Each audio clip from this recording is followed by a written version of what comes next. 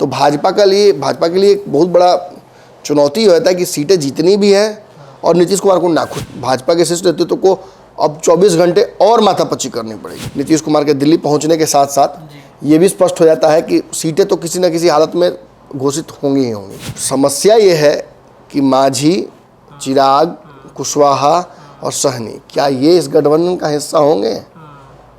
क्योंकि जदयू अपनी सीटों को कम करने के लिए बहुत राजी नहीं है कि ये जिम्मेवारी तो अब कहीं ना कहीं भाजपा की है कि वो अपने सहयोगियों से बात भी करे और एक रास्ता भी निकाले जिससे कहीं ना कहीं गठबंधन धर्म जो है वो भी बचा रहे और इन दलों के साथ एक अंडरस्टैंडिंग भी बन जाए। उस आधार पर अब समझ रहे हैं कि कहाँ 17 पे लड़े थे, कहाँ 12-14 की बात चल रही है।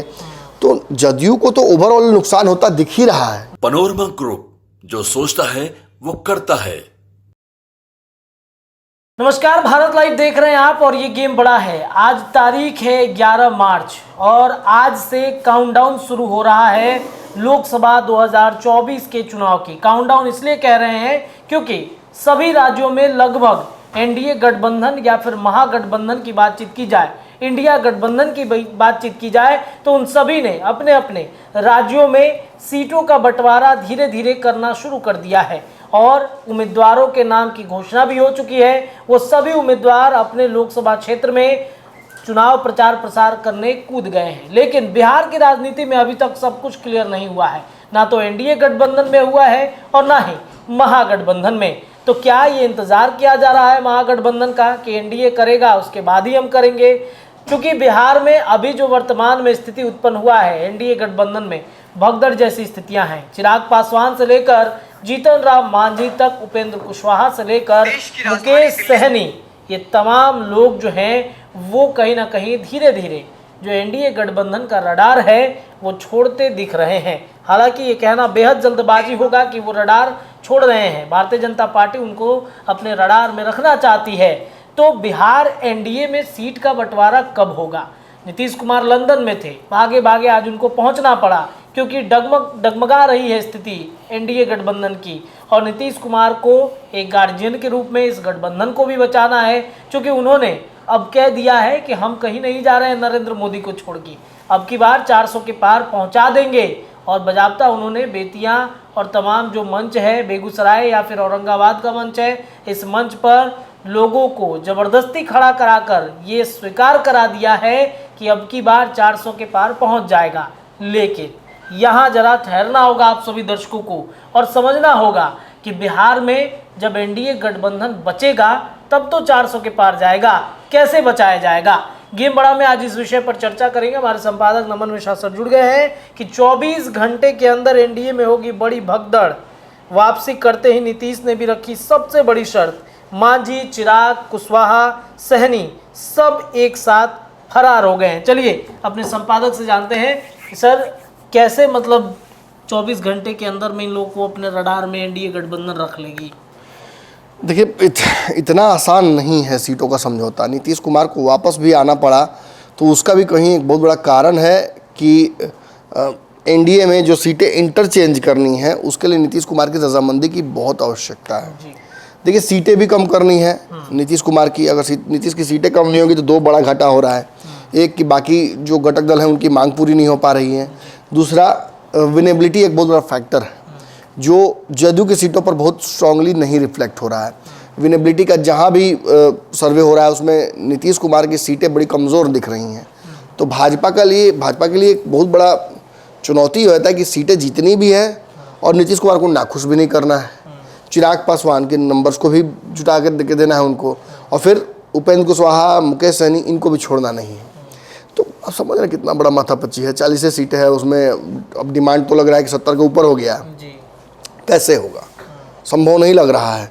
और जो एक बहुत बड़ा क्वेश्चन था भाजपा के पास कि वो 1 to 1 सभी घटकों से बात करके और रास्ता निकाल लेगी, वो भी क्वेश्चन अब रहा नहीं क्योंकि सभी घटक दल से भाजपा की बात हो चुकी, इंक्लूडिंग बाहरी एक है मुकेश सहनी, उनसे भी बात हो गई। डिमांड में कोई पीछे नहीं हट रहा है। सभी को लग रहा है कि एक सीट कैसे ले सकते हैं, सम्मानजनक समझौता नहीं होगा। पिछली जो अंडरस्टैंडिंग थी उस अंडरस्टैंडिंग पर भी कहीं ना कहीं खरा नहीं उतरता है ये बातचीत। तो ये एक बहुत बड़ा पेच है। जिसे सुलझाने के लिए भाजपा के शीर्ष नेतृत्व को अब 24 घंटे और माथापच्ची करनी पड़ेगी। आने वाले 24 घंटे में नीतीश कुमार के दिल्ली पहुंचने के साथ साथ ये भी स्पष्ट हो जाता है कि सीटें तो किसी न किसी हालत में घोषित होंगी ही होंगी। अब समस्या ये है कि मांझी, चिराग, कुशवाहा और सहनी, क्या ये इस गठबंधन का हिस्सा होंगे? क्योंकि जदयू अपनी सीटों को कम करने के लिए बहुत राजी नहीं है। देखिए, बता दूं आपको, शर्त जो नीतीश कुमार ने नई रख दी है वो ये है, एक कि नीतीश कुमार किसी भी घटक दल से बात नहीं करेंगे।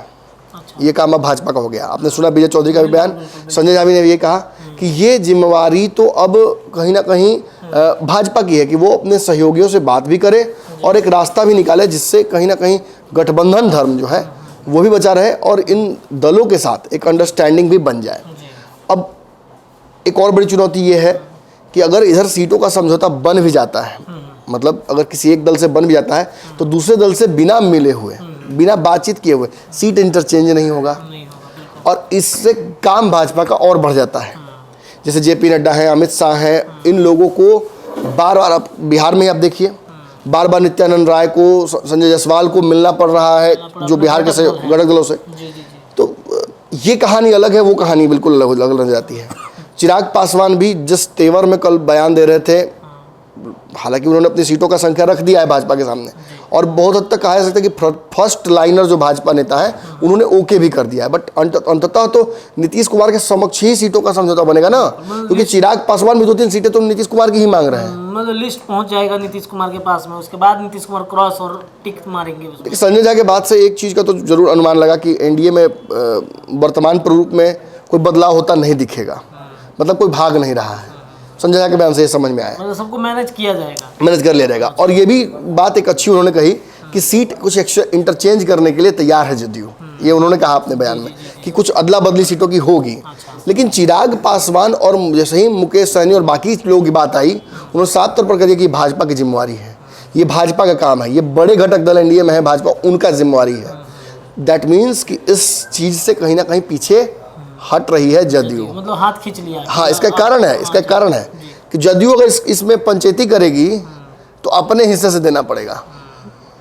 अगर वो चाहेगी कि चिराग पासवान भी रह जाए, मुकेश सहनी भी रह जाए, तो कुछ कुर्बानी तो खुद देनी पड़ जाएगी। तो भाजपा कहेगी डायरेक्ट कि भाई आप कुछ कम कीजिए, हाँ, तो नहीं कर सकते। और भाजपा ने तो कह ही दिया ना, भाजपा ने तो देखिए, भाजपा के हिसाब से नीतीश कुमार 12 से 14 सीटों के बीच में लड़ रहे हैं, उसमें भी कुछ प्रत्याशी भाजपा के होंगे ही होंगे। तो उस आधार पर अब समझ रहे ना कि कहाँ 17 पे लड़े थे, कहाँ 12-14 की बात चल रही है। तो जदयू को तो ओवरऑल नुकसान होता दिख ही रहा है। अब अगर जदयू इसमें चाहेगी, अगर इस तरह की बात करती है कि नहीं सबको साथ लेके चलना है, तो जदयू के लिए और घातक हो जाएगा, क्योंकि चिराग पासवान अपनी सीटों की जो उनकी लिस्ट है उससे वो कम नहीं करेंगे। उपेंद्र कुशवाहा की भी बात वही है कि एक सीट किस आधार पर भाजपा उनको देगी। पूर्व में भाजपा ने कितनी सीटें दी हैं खुद देख लीजिए। तो एक बड़ा सवाल ये खड़ा होता है। फिर तीसरा जो दल है मांझी जी का, वो भी एक सीट मांग ही रहा है और एक से ज़्यादा मांग रहा है, लेकिन एक सीट पे एडजस्ट उनको करना ही पड़ेगा। गया वाली सीट। हाँ, मुकेश सहनी के बहुत करीबी व्यक्तियों से मेरी बातचीत हुई, वो भी कह रहे हैं कि 1-2 कहाँ आप बोल रहे हैं, हम तो 3 मांग रहे हैं। मतलब किसी भी हालत में वर्तमान एनडीए जो एनडीए का स्वरूप भाजपा सोच रही है, उस स्वरूप में तो 24 घंटे के अंदर में नहीं रहेगा।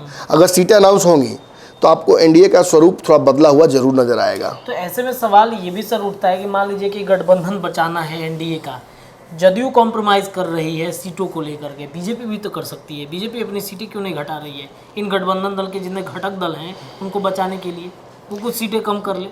देखिए, व्यंजन तो आप जितना चाहे उतना रख सकते हैं जी। आपने सुना 56 प्रकार का व्यंजन, वो घट भी जाता है तो कौन गिनता है। अगर कोई उस तरीके का है जिसको छोड़ा जा सकता है, जिसकी डिमांड्स पूरी नहीं हो पाएंगी, तो भाजपा को छोड़ना पड़ेगा। हालांकि भाजपा, चूँकि चुनाव मोदी जी का है तो भाजपा बहुत रिस्क लेने के लिए तैयार नहीं है।